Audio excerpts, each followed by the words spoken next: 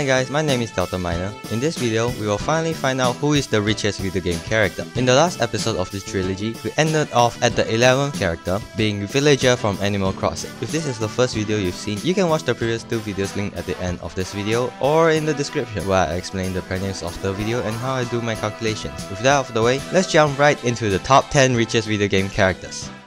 Number 10. The Warrior of Light from Final Fantasy XIV. If you've never heard of this game before, don't sweat it because neither have I before this episode. Final Fantasy XIV is an MMORPG where you can create your character known as the Warrior of Light, also known as Hydaelyn's Chosen, the Hero of Eoreza, the Champion of Eoreza, the Warrior of Warriors, the Slayer of Gods, the Elkan Slayer, the Liberator, Kangan of Azimstep, the Bringer of Light, the Warrior of Darkness, or simply as the Adventurer. Wow, what a great start to a video, huh?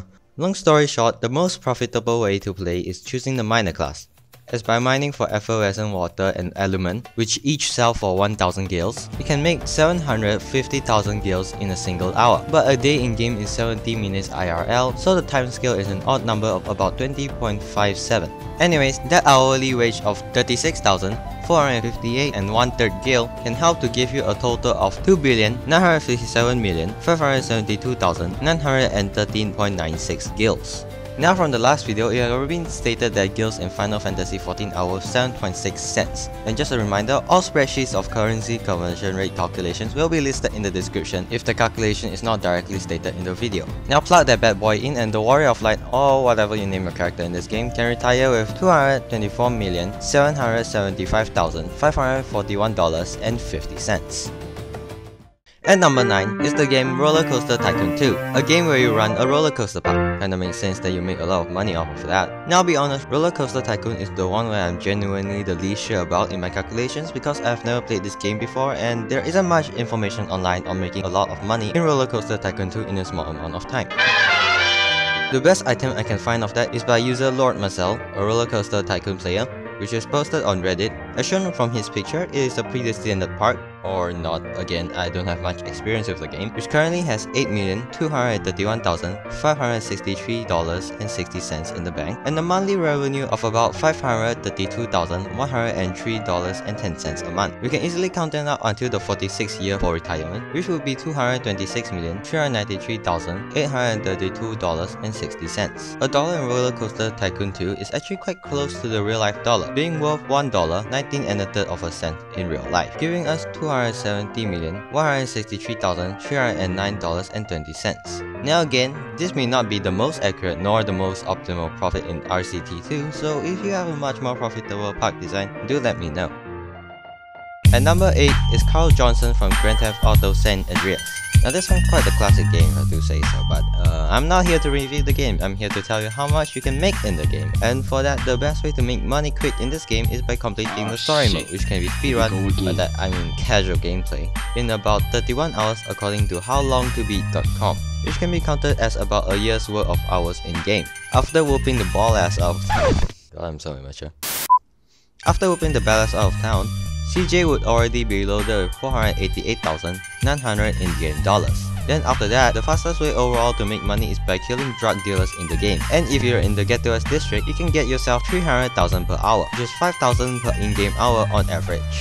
The snacks are about $1 in-game, and not knowing exactly what's in those snacks, I'm going with the guess that a GTA San Andreas dollar is about equivalent to a real-life dollar. So after factoring in CJ's age of 26 at this point, CJ would retire with a total of $345,688,900.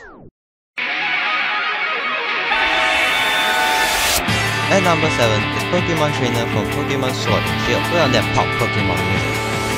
Yeah, that's stuff. There's a good chance you've heard of this get rich quick strategy in Pokemon is using the Payday move, one of Meowth's signature moves, which is where your Pokemon pulls gold out of freaking thin air and yeets them through your opponent's skull, so hard it knocks them out in a Mortal Kombat style fatality, except it's not fail because you gotta get that E rating. You then pick them up and after wiping the blood off them, you just add it to your ward. While this strat has existed in almost every game, it gets turned up to 11 in Pokemon Sword and Shield with the Gigantamax feature, turning Meowth into that long tap me which also spots the G-Max Gold Rush move that summons gold from the ground to uppercut the absolute crap out of your enemy. and also pushing out your bank credit by 99,999 Poké-Dollars. Unfortunately, this can only be done in power spots, being gym stadiums, battle courts or battle towers, and only once per battle. So you might as well get more money out of the battle by making the battle be the endgame tournaments, which takes about 20 minutes, and with an emerald point, you get around 20,000 Poké-Dollars per battle. In total, you'll get 360,000 Poké-Dollars per tournament, or 1,080,000 Poké-Dollars per hour. Then for the value of Poké-Dollars, game theory, yes, the channel I kind of stole the idea off of, except no, it's just a theory? Does it not work like that? Okay.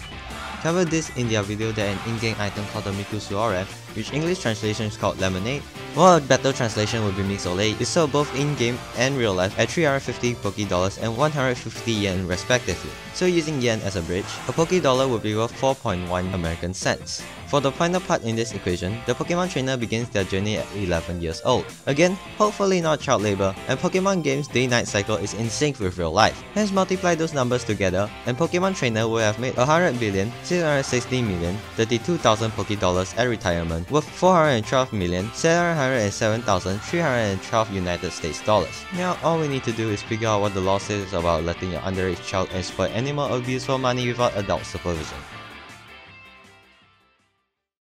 Number 6. Grand Theft Auto Online. Now Pokemon has paydays and so does this game, and by that, it's getting the money after a good bank heist. You might not play the Pacific Standard heist and you net yourself about $400,000 if you have 3 friends who are willing to put out with you playing the same level on end, that is. I wouldn't know, because I don't play it. Or friends. But if you do, you will know that 1. You get $1.5 million upon setup, 2. Your age needs to be 21 at minimum, and 3. The day-night cycle in GTA lasts 48 minutes.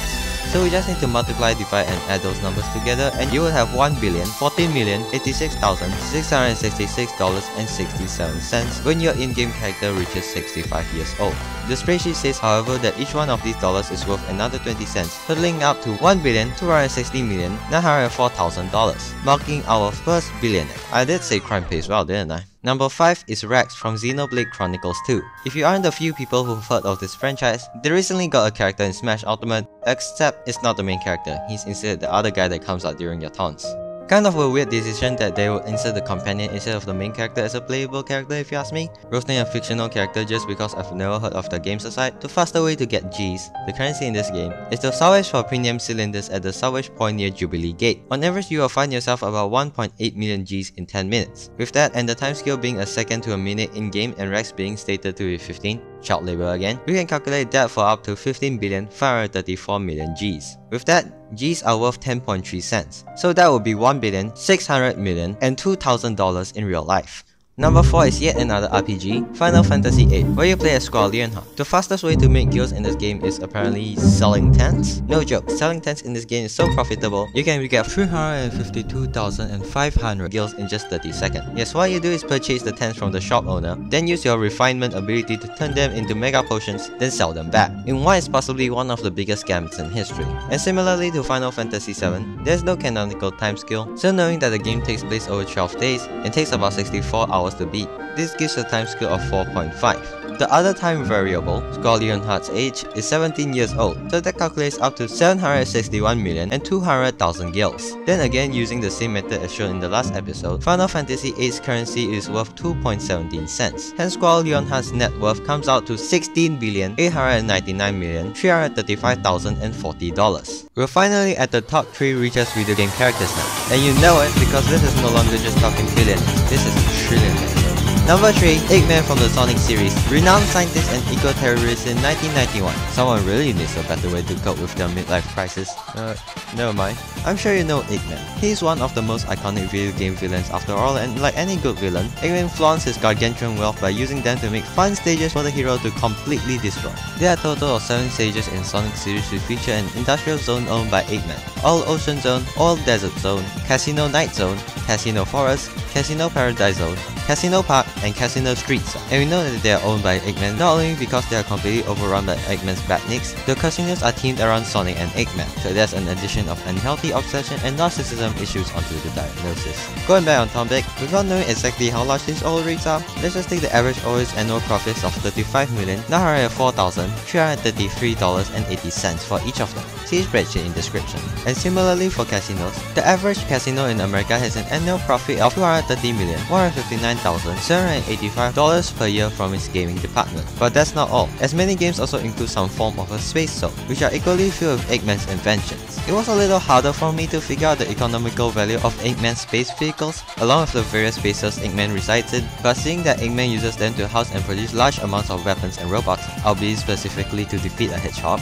and they all feature extremely advanced technology and are potentially extremely powerful as weapons, if you overlook the fact that they're all destroyed by said hedgehog. Eggman likely possesses what would be considered an arms company, and is likely selling some of his inventions and robots to make revenue for his other inventions. The current largest arms company is Lockheed Martin, which has made $53.23 billion in 2019. Coincidentally, Lockheed Martin also produces aircraft, which I guess is close enough to Eggman's Death Egg, if not more practical considering that all of Eggman's space stations got destroyed by a hedgehog. Hence, rounding out the profits, Eggman will have an annual income of $54,452,607,612.7. But how long can Eggman gain that income? While the Sonic website gives no answers, there is an alternative source. According to the Archie comics of Sonic the Hedgehog that exists for reasons, Eggman is 46 years old.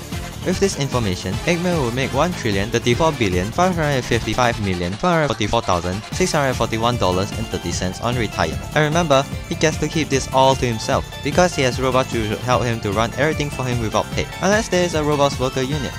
That would be pretty sick. And number 2 is Wall Street Kid, from Wall Street Kid, because who can be more villainous than an eco-terrorist/megalomaniac than a stock trader? If you've never heard of Wall Street Kid, don't sweat it. It is a game from 1919 on the NES without another sequel, so here's a quick summary. The game starts with like any story with death. Gee, they should look happy about it. Probably because there's 600 billion 1990s money on the line. Weird of you to specify the decade. Yeah, it'll come into play later. While usually this will lead to a Knives Out scenario, this game takes a turn to instead be Wolf of Wall Street, with the exception that it takes place 2 decades earlier and does not feature Leonardo DiCaprio dropping 3.16 F-bombs per minute, alongside other things. And so your lawyer, I presume, gives you $500,000 and tells you to use the art of stock trading to make it $1 million. And when you've done that, you get the 600 billion inheritance. And remember that as this takes place in 1990, when adjusted for inflation, it's $1,248,2021. Well, there's also that million you had, so let's just add that on for good measure. Before I reveal the final and richest character in gaming, allow me to go through some honorable mentions. Wario. Actually, he's broke in WarioWare. Like, that's the whole plot of the game. He makes 1 coin at the end of it. Well, he bought his house in Wario Land for 99,999 coins, so there's that. 100,000 coins, or $250,000, mostly being in his house. Luigi, on the other hand, does have a mention from Luigi's Mansion.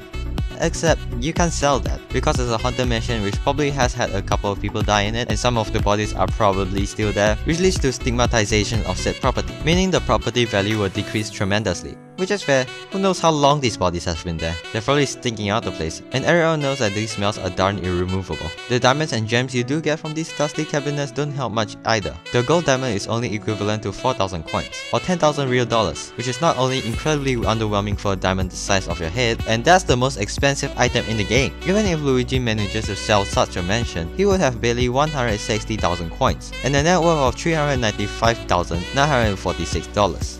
Sorry Luigi.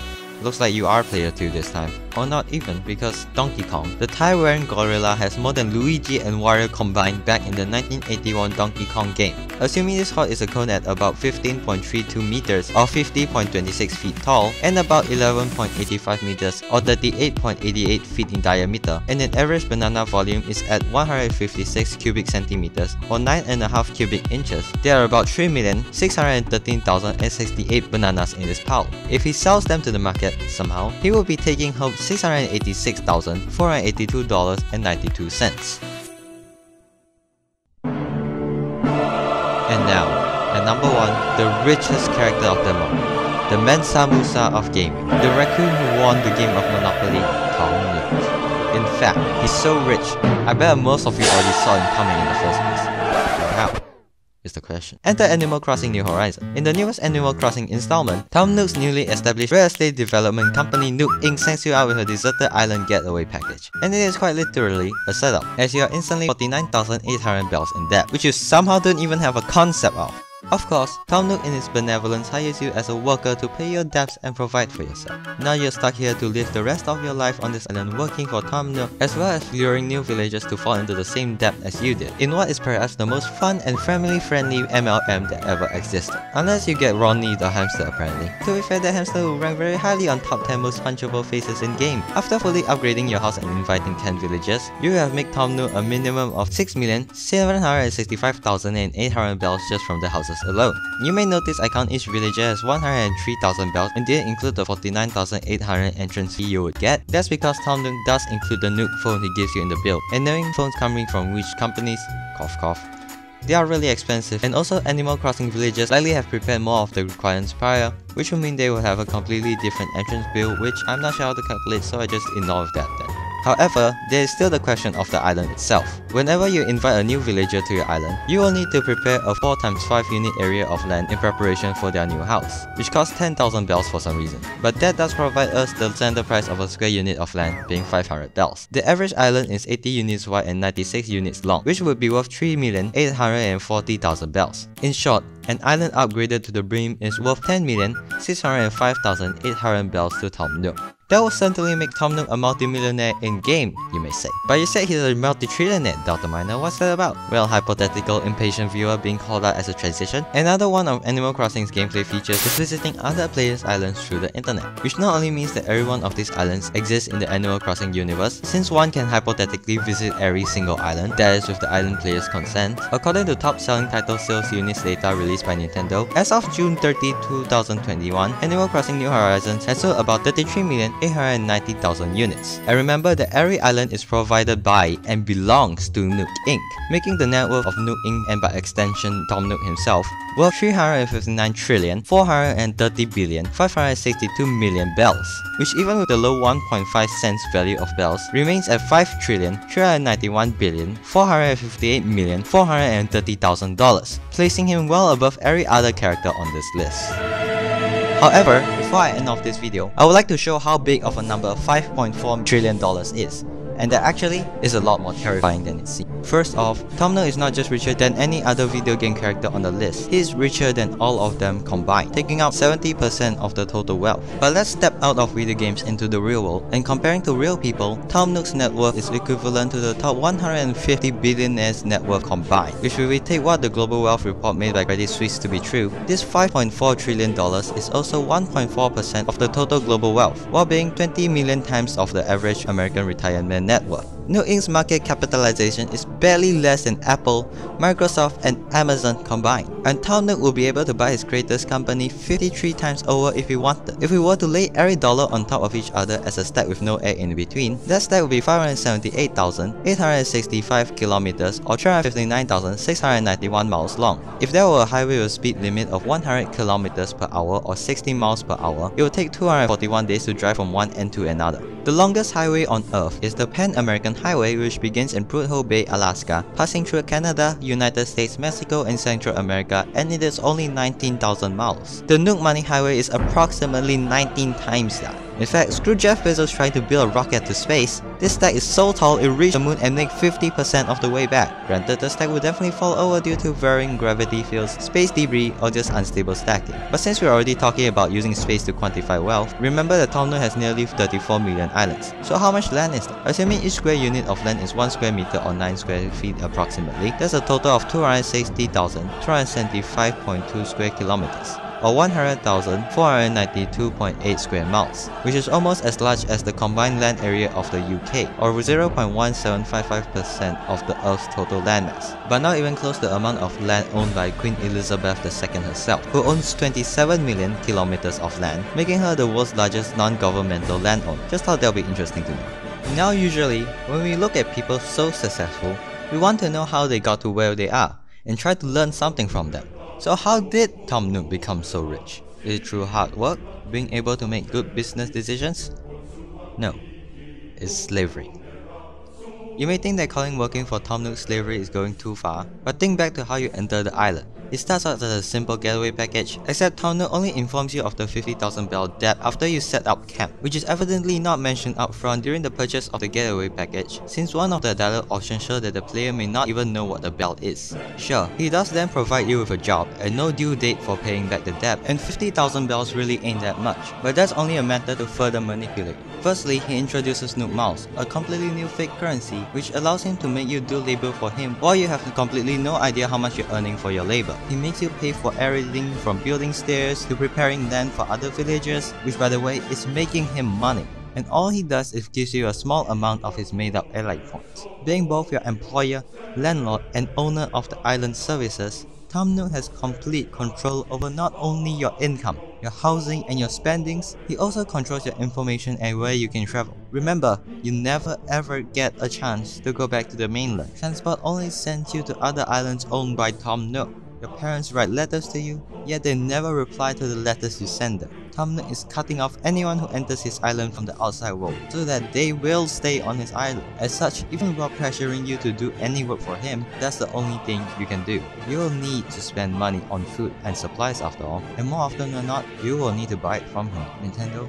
You may try to defend Tom Nook and insist him as having a heart of gold, that he is very caring and a really great guy, but let the evidence speak for itself. Tom Nook became a rich business raccoon not because he is kind or hardworking. He got to the place he is by constantly manipulating poor villagers game after game, luring them into his trap where they can never escape and are doomed to serve him for the rest of their lives. Be thankful he doesn't limit your toilet breaks. And that ends my essay of why I don't play Animal Crossing New Horizons. Not because I don't have money to buy it. Hi everyone, Postscript Dr. Minor here again. First of all, thank you so much for watching till the end of the video. I also want to take this moment to thank you for the support you've given so far, as it's the first time I've made videos like these, so I will also appreciate comments on how I can improve. Also, I've been thinking of making some gaming videos or art drawing videos, so what do you guys think about that? I know that I'm very good at either of these, but I think it'd be fun to try some other stuff. Moreover, if you have any questions, do ask them down below too. With that, I'll see you next time.